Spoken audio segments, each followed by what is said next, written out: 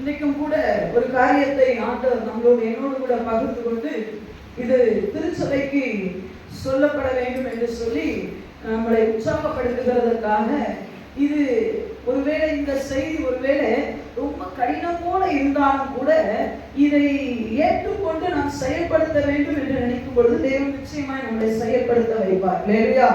வெளிப்படுத்தின விசேஷம் 2வது அதிகாரம் 13வது வசனத்தை வாசிக்கலாம். உன் கிரியைகளையும் சாத்தானுடைய சிங்காசனம் இருக்கிற இடத்தில் நீ குடியிருக்கிறதையும், சாத்தானுடைய சிங்காசனம் இருக்கிற இடத்திலே நீ குடியிருக்கிறதையும், நீ என் நாமத்தை பற்றிக் கொண்டிருக்கிறதையும், சாத்தான் குடிகொண்டிருக்கிற இடத்திலே, உங்களுக்குள்ளே எனக்கு உண்மையுள்ள சாட்சியான அந்திப்பா என்பவன் கொல்லப்பட்ட நாட்களிலும் என்னை பற்றும் விசுவாசத்தை நீ மறுதலியாமல் இருந்ததையும் நான் அறிந்திருக்கிறேன். எனக்கு வெளிப்படுத்தின விசேஷத்துல நிறைய எனது சந்தேகங்கள் உண்டு, நமக்கு விளக்கங்கள் தெரியாது. ஆனா இந்த காரியம், இந்த வசனம் எனக்கு ரொம்ப என்ன அசைத்த வசனம் என்னன்னா, இந்த சாத்தானுடைய சிங்காசனம் இருக்கிற இடத்திலே எனக்கு உண்மையுள்ள சாட்சியான அந்திப்பா என்று ஒருத்தரை குறித்து போடப்பட்டிருக்கிறது. இந்த அந்திப்பாவை குறித்து முன்னையும் போடல, பின்னையும் போடல. அவர் என்ன வாழ்க்கை வாழ்ந்தார், எப்படி கொல்லப்பட்டார், என்ன சாட்சியான வாழ்க்கை வாழ்ந்தார், எதுவுமே இங்க போடல. ஆனா ஒரே ஒரு அடையாளம் போடப்பட்டு இருக்கிறது. என்ன அப்படின்னு சொன்னா, ஒன்னே ஒன்று மென்ஷன் பண்ணுகிறார் தேவன். சாத்தானுடைய சிங்காசனம், அவன் ஆளுகை செய்கிற இடத்தை அவர் இருந்தார். அவ்வளவுதான். அதுவே பெரிய அர்த்தத்தை கொண்டு வரும். சாத்தான் இருக்கிற இல்ல சாத்தான் வந்து போகிற இடத்திலே நம்மளால வாழ முடியாது.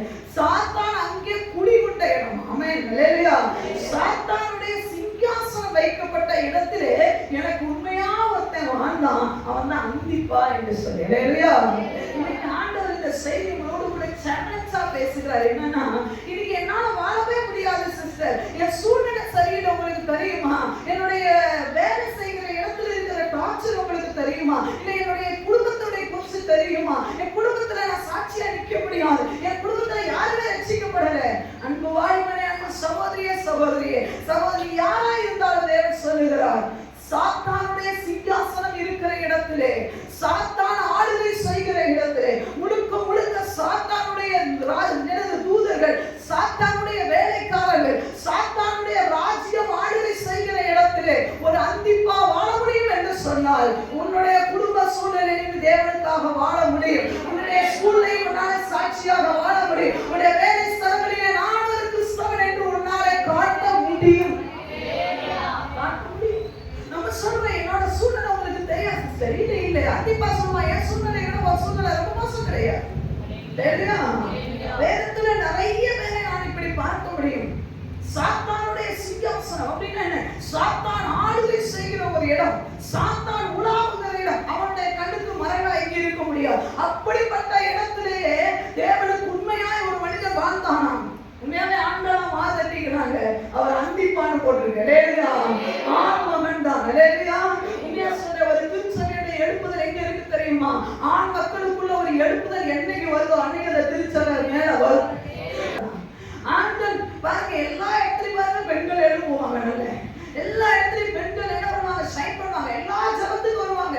ஆண்கள் வரக்கூடாதுன்னு விதிவிலக்கு இல்லை. ஆனா ஆண்கள் செயல்பட்டாங்கன்னா உண்மையாவே சாத்தான் ஆண்டவர் இந்த அந்திப்பா கொண்டு எங்க வச்சாரு பாருங்க. சாத்தானுடைய சிங்காசனம், சாத்தான் ஆளுது, அவன் தான் ராஜா அங்க. ஆனா பூமி எதுவும் தேவன் ராஜா. ஆனா அந்திப்பாவை கொண்டே சாத்தான் ஆளுகை செய்கிற ஒரு இடத்துல வச்சு ஆண்டவர் என்ன சொல்லியிருப்பார் தெரியுமா? மகனே, நீ என்னால எனக்காக வாழ முடியும், இந்த சூழ்நிலையில எனக்காக நீ வாழ முடியும்டா. இவ்வளவு எதிர்ப்புகளுக்கு மத்தியில வாழ முடியும் சொல்லி கொண்டே வச்சது ஒரு ஆண்மகன். ஆமென். அதுக்காக பெண்கள் நாம சலச்சவங்க கிடையாது. ஏன்னா இன்னைக்கு ஆண்டவர் இந்த இப்படிப்பட்ட அந்திப்பாவை குறிச்சு இந்த வேதம் அதிகமா போடல. ஆனா அப்படிப்பட்ட ஒரு இடத்திலும் கூட பெண்கள் வாழ்ந்து சாதிச்சிருக்கிறார்கள், ஆண்களும் வாழ்ந்திருக்கிறார்கள். 2 பேரும் சலத்தவர்கள் அல்ல. இன்றைக்கு ஆண்டவரே, நான் செயல்படுகிறவராக என்னை மாற்றுங்க ஆண்டவரே. நான் இந்த சத்தியத்தை ஆண்டவர் என்ன சொல்லும்போது நான் அழுதேன். ஆண்டவரே, ஏதோ வாழ்ந்தேன், ஏதோ போனேன், ஏதோ ஒரு ஆடுகளை மேய்ச்சேன், இப்படி என் வாழ்க்கை முடிச்சிடக்கூடாது ஆண்டவரே. ஆண்டவரே, ஏதாகிலும் நான் பூமியை விட்டு நான் பரலோகத்துக்கு வரும் பொழுது ஏதாவது ஒரு பாதிப்பை, ஒரு நல்ல பாதிப்பை என்னை சுற்றியுள்ள மக்களுக்கு நான் வைக்காம போகவே கூடாது. இல்லையா? இவங்க ஒரு இன்ஸ்பிரேஷன் சொல்லணும், அப்படிதான் சொல்லுவாங்க. அது இவங்க எனக்கு ஒரு தாக்கத்தை ஏற்படுத்தினார்கள். இவங்க ஒரு நல்ல தாக்கத்தை, இப்படிதான் வாழணும்ன்ற ஒரு வைராக்கியத்தைய சில பேருக்குள்ளேயாவது போடாம நம்ம ஜீவனம் போவே கூடாது. இந்த அந்திப்பாவை படிக்கும்போது நான் நிறைய யோசிச்சேன், எப்படி ஒரு வாழ்ந்தா. இன்னைக்கு நம்ம சூழ்நிலையை காரணம் காட்டுறோம். நான் ஏன் தெரியுமா ஜபத்துக்கு வரல, நான் ஏன் தெரியுமா பாட முடியல, நான் ஏன் தெரியுமா ஆண்டவருக்காக நிக்க முடியல, நான் ஏன் தெரியுமா காலை ஜபத்துக்கு வரல, ஒன்னும் எக்ஸ்கியூஸ்னா ஆண்டவர்கிட்ட வரவே முடியாது. ஆண்டவர்கிட்ட இல்ல, அந்திப்பாகிட்டே சொல்ல முடியாது. ஆமென். இல்லையா? சொல்ல முடியுமா? நீங்க காலை ஜபத்துக்கு வராததுக்கு அந்திப்பாகிட்ட என்ன போய் சொல்லுவீங்க? அவர் சொல்வார், சாத்தான் ஒரு இடத்துல குடிகொண்டா ஆளுகை செய்தால் எப்படி இருக்கும்? இவர் எங்க இருந்தார்? இன்னைக்கு நிறைய நேரத்துல நிறைய பேரை நான் எடுத்துக்காட்ட நான் ஆசைப்படுகிறேன். ஆனாலும் ஆண்டவர் எத்தனை பேரை சொல்ல முடியுமோ அந்த நேரத்துக்குள்ள அத்தனை பேரை சொல்லி முடிந்தால் அடுத்த வாரத்துக்குள்ள நாம் கடந்து செல்லலாம். நல்ல கவனிக்கணும். சாத்தான் குடிகொண்ட இடத்திலே அந்திப்பாவை குறித்து எனக்கு தெரியாது அதிகமா, ஆனா நிறைய பேர் வாழ்ந்திருக்கிறார்கள். சாத்தானுடைய ராஜ்யத்திலே சாத்தான் ஆளுகை செய்கிற, இன்னும் சொல்ல போனா முழுக்க முழுக்க தேவ வாசனையே இல்லாத ஒரு இடத்திலே வாழ்ந்து சரித்திரத்தை நிலைநாட்டின நிறைய ஜனங்கள் இந்த வேதத்திலே உண்டு. இல்லையா? சில பேரை பார்க்கலாம். முதல்ல எங்க இருந்தார்கள், இவர்கள் எப்படிப்பட்ட இடத்திலே சாத்தான் குடிகொண்டால் அந்த இடம் எப்படி இருக்கும் என்று சொன்னால் வெளிப்படுத்தல் விசேஷம் 17வது அதிகாரம் 5வது வசனத்தை வாசிக்கலாம். 18வது அதிகாரம் 2வது வசனத்தை வாசிக்கலாம். 17:5, 18:2. மேலும் ரகசியம் மகா பாபிலோன் வேசிகளுக்கும், நல்லா கவனிக்கணும், அன்றைய கவனிக்கணும், வேசிகளுக்கும் பூமியில் உள்ள அருவருப்புகளுக்கும் தாய் என்னும் நாமம், பூமியில் உள்ள அருவருப்புகளுக்கும் தாய் என்னும் நாமம் அவள் நெற்றியில் எழுதியிருந்தது. இல்லையா? பாபிலோனை குறித்து போடப்பட்டிருக்கிறது. இந்த மகா பாபிலோன் எப்படிப்பட்டது தெரியுமா? வேசிகளுக்கும் பூமியில் உள்ள சகல அருவர்களுக்கு தாய். அம்மா யாருன்னா பாபிலோன் தான். அப்படிப்பட்ட இடத்துல ஆண்டவருக்கு சாட்சியா வாழ்ந்தாங்க. வேசிகள் இருக்கிற இடத்துல ஒரு பெண் சாட்சியா வாழறோட எவ்வளவு பெரிய சாட்சியான ஒரு விஷயம். அருவருப்புகளுக்கு தாய். அருவருப்புகள் எல்லாம் அதுக்குள்ளதான் இருக்கும். ஆனா தன்னை தீட்டு போடாம காக்கலாம் பாத்தீங்களா, அவன் தாங்க ஹீரோ. ஏன்னா என்ன நல்ல பரிசுத்தமான இடத்துல வச்சா நான் நல்லா வாழ்ந்தேன், இதுக்கு பேர் ஒன்றும் பெரிய சாதனை கிடையாது. நான் அடிக்கடி சொல்லுவேன், என்னோட நீங்களாம் ரொம்ப பெரிய ஆட்கள். நான் அடி சொல்லும் போது நான் தான் சொல்லுவேன், ஆண்டவரே இவங்களை போல என்ன இல்லை, என்ன நல்லா வச்சிருக்கீங்க, ஆனா இவங்களோட நான் பெஸ்ட் இல்லைன்னு சொல்லுவேன். ஏன் தெரியுமா? நான் வளர்ந்த சூழ்நிலை பரிசுத்தமான ஒரு சூழ்நிலை. எங்க வீட்டுல சினிமா பாட்டை கேட்கறதுக்கு அனுமதிச்சது இல்லை. சினிமா தேட்டருக்கு நான் போனது கிடையாது, இதுவரைக்கும் போனது கிடையாது. ஒரு 2 தடவை என்ன ஸ்கூல்ல இருந்து சின்ன பிள்ளைல கூட்டிட்டு போனாங்க, பொம்மை படம் பார்த்தேன், அப்பெல்லாம் கூட்டிட்டு போவாங்க. அப்போ ஒரு தடவை போய் அழுதுட்டு வந்ததோட சரி இருக்கு, லைட்டெல்லாம் ஆஃப் பண்ணிட்டாங்க. நான் சினிமா தேட்டர்ல என்னென்னமோ நினைச்சிட்டு போனேன். அந்த லைட்டெல்லாம் ஆஃப் பண்ணிட்டு பயந்து காலம் நடுக்கி அப்படி வந்து அதோட அந்த பக்கமே நான் திரும்பி தலைச்சு போய் வேணாண்டா என்னை விட்டுருக்கடா அப்படின்னு அப்படி போனது வேணும் இல்லை. ஆனா இப்படி ரட்சிக்கப்படாத அதாவது ரட்சிக்கப்படாத குடும்பத்தில இருந்து வந்த நீங்க கொடுக்குற ஒவ்வொரு தருணமும் வெளியேறப்பட்டது. உங்களுக்கு ஈக்குவல் பண்ணும்போது நான் ஒண்ணுமே இல்லை. இங்க அதான் ஆண்டவர் சொல்ற, இவங்கள போல ஆண்டவர் இவங்களோட ரொம்ப கம்மிதான், ஆனா இவங்க வாழ்றாங்கன்னா பெரிய விஷயம். ஆமென். இங்க ஆண்டவர் சொல்றாரு, அப்படிப்பட்ட இடப்பா அருவருப்புகளுக்கும் தாய் என்று சொல்லப்பட வேசிகள் குடியிருக்கிற ஒரு இடம். அது மாத்திரமல்ல 18வது அதிகாரம் 2வது வசனத்தை வாசிக்கலாம். அவன் பலத்த தூதன் பலத்த சத்தமிட்டு மகா பாபிலோன் விழுந்தது. பேய்களுடைய குடியிருக்கும். எத்தனை பேர் அதுக்குள்ள வாழ இருப்போம்? ராத்திரி 12 மணிக்கு மேல தெருவுல நடக்கவே இருப்போம். இல்ல பேய்களுடைய குடியிருப்புக்குள்ள என்னை நான் வாழ்ந்து காப்பேன். எத்தனை பேர் சேலஞ்ச் பண்ணுவீங்க? 4 போனுக்கு பக்கத்துல வச்சே வாழ முடியல, இதுல பேய்களுடைய குடியிருப்புல போய் நீ வாழ்ந்து கிழிச்சுட்டாங்க. 4 போன் உண்மையா சொல்லுங்க, என்னை சேர்த்தா சொல்றேன். எங்க அக்கா சொன்னாங்க, ஒண்ணுக்கு முன்னாடியே வாழ முடியல சிஸ்டர், நீங்க 4க்கு போயிட்டீங்க. ஒரு போனை பக்கத்துல வச்சு அது ஈஸி ஃபுல்லா போட்டு வச்சாவே எங்களால கொஞ்சம் ஃப்ரீயா இருக்கு. என்னதான் வந்து பார்க்கலாம். எப்படி ஆரம்பிக்குது தெரியுமா? சர்ச்சு குரூப்ல என்ன போட்டிருக்காங்கன்னு பார்க்கலாம். அங்க போய் பார்த்துருப்பாங்க. ஆமென். சர்ச் குரூப்ல பாத்தீங்கன்னா யாராவது வீடியோ போடுவாங்க, இப்பெல்லாம் போடுறாங்க. அது போடுறத அங்கேயும் பார்த்துட்டு அப்புறம் பார்த்துக்கலாம் அப்படின்னு சொல்லிட்டு நமக்கு இடையில என்ன பண்ணுவான், நம்ம ஃப்ரெண்ட் எவனோ ஒரு வீடியோ போட்டிருப்பான், இவன் கொஞ்சம் காமெடியா போடுவானே, அதை விட்டுட்டு எல்லாத்தையும் போட்டிருப்ப. நீ நம்ம சர்ச் குரூப்ல என்ன போடுறாங்கன்னு பார்க்கறதுக்குள்ள உங்க அம்மாவுக்கு கம்பெடுத்துட்டு வருவா. எவ்வளோ நேரம் நீ அந்த போட்ட உட்கார்ந்தேன்னு கடைசியில சர்ச் குரூப்பை பார்க்காம மூடிட்டு போனேன். மூடிட்டு என்ன பண்ணிடுவான், பார்க்கணும் தொடங்குறது எதை, ஒரு போனை வச்சு நம்மளால ஆண்டவருக்காக வைராக்கியமா. இதுல வேற சொல்றாங்க பேய்களின் குடியிருப்புல என்ன வச்சாலும் நான் பேயா மாற மாட்டேன்னு சொன்னா ஏங்க நான் நம்புவேன், யார் தான் நம்புவான்? அந்திபாவ தேவன் அங்கதான் கொண்டு வச்சார். பேய்களுடைய குடியிருப்பு. நம்ம நினைப்போம் ஆண்டவரே உனக்கு வேற வேலை போறப்ப சொல்லுவோமா இல்லையா? ஊழியக்காரன் பார்த்து என்ன சொல்லுவோம், ஆண்டவர் வேணா டீசெண்டா சொல்லுவோம், ஆண்டவரே என் விளக்குன்னு என்ன உங்களுக்கு தெரியும், இந்த மாதிரிலாம் வச்சு என்ன சோதிக்கல. ஒரே ஒரு பொண்டாட்டி ஒரே ஒரு புருஷன் கொஞ்சம் பேய் தன்மை உள்ள இருந்தா நம்மளால வாழ முடியுதா? பேயா இல்ல, பேய் தன்மையோட இருந்தா இவளையே ஆண்டவர் ஏன் தரையில இந்த மனுஷனை கட்டிக்கிட்டு நான் பண்ற பாடு இருக்கு பாருங்க. பிள்ளைகளும் பேயா இருந்தா எப்படி இருக்கும்?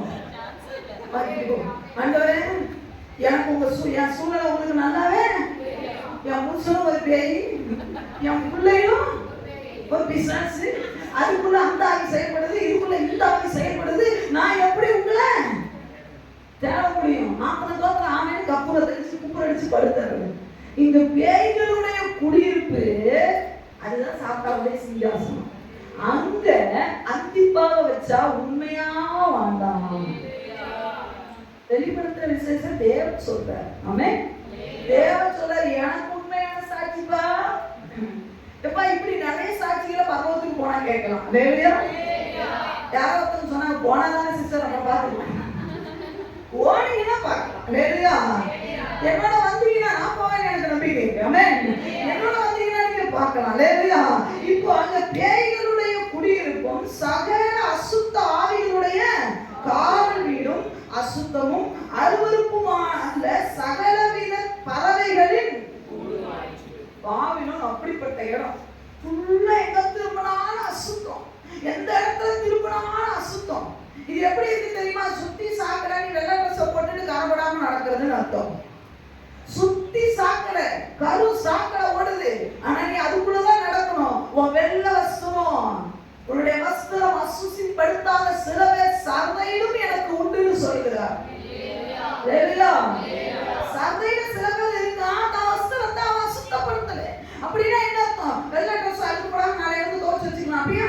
அப்படி மதத்துக்கு போய் அப்படி அதல்ல, நம்மளுடைய ஆவிக்குரிய அந்த வஸ்திரத்தை அழுக்கு போடாமல், தீட்டு போடாமல், கரைப்படுத்தப்படாம எல்லாரும் ஒரே மாதிரி போலாம். தம்பி தங்கச்சி எல்லாரும் இஷ்டமான போகலாம். நீ காலேஜ்ல போக கூடாது.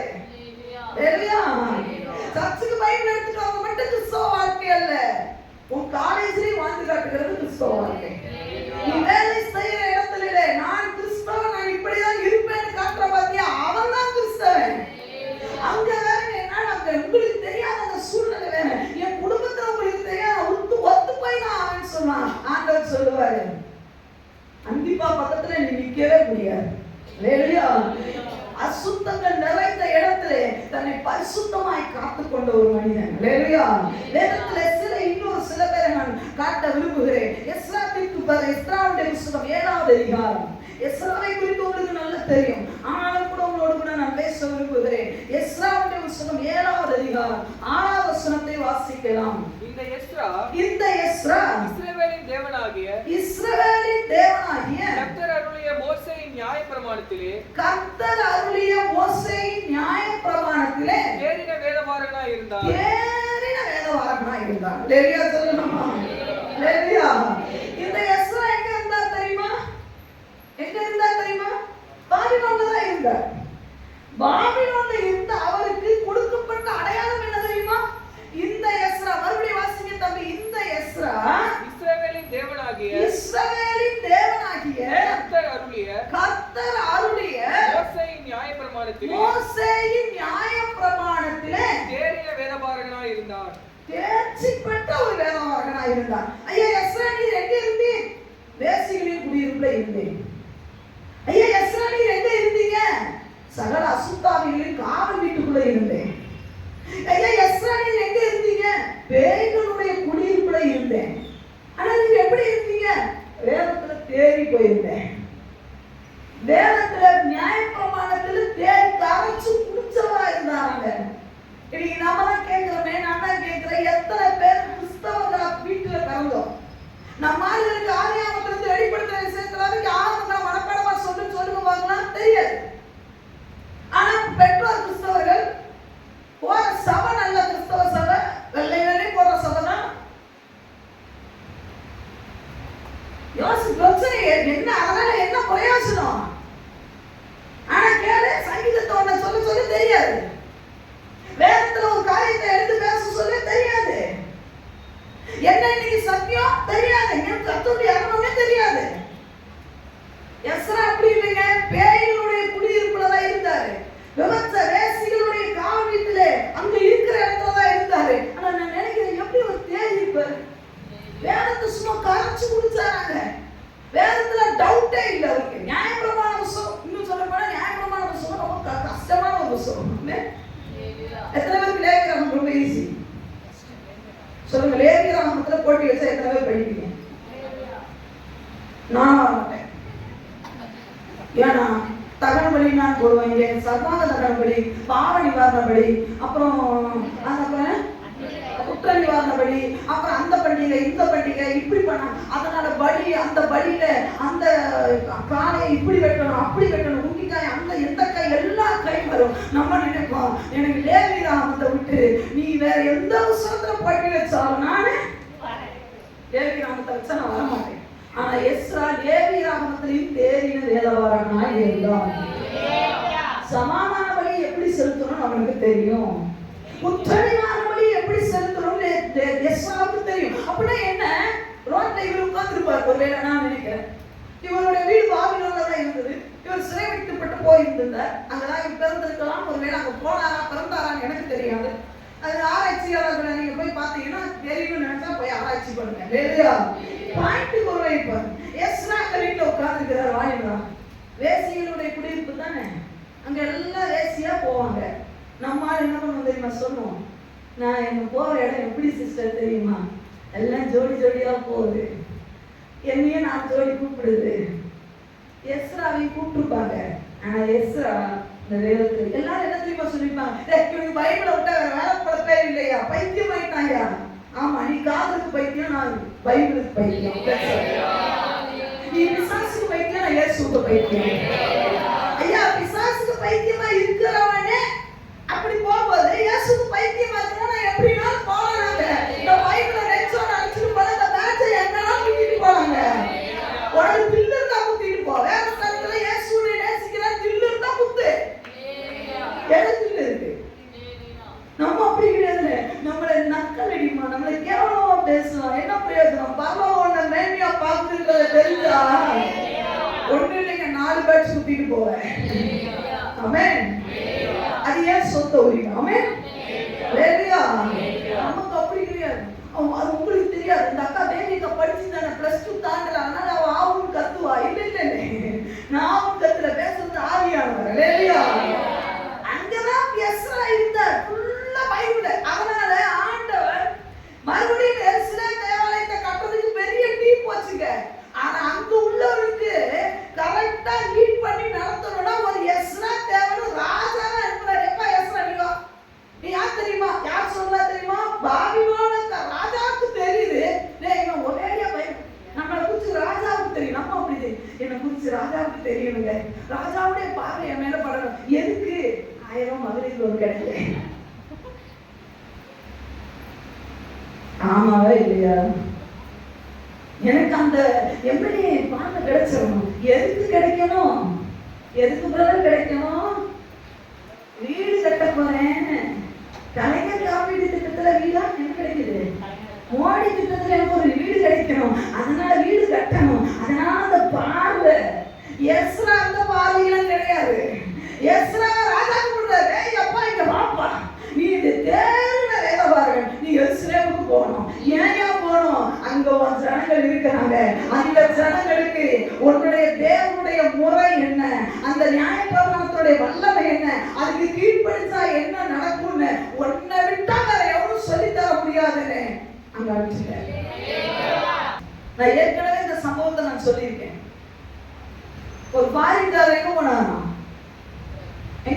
ஆதிவாசி கிராமத்துக்கு ஒரு ஆராய்ச்சிக்காக போனார்.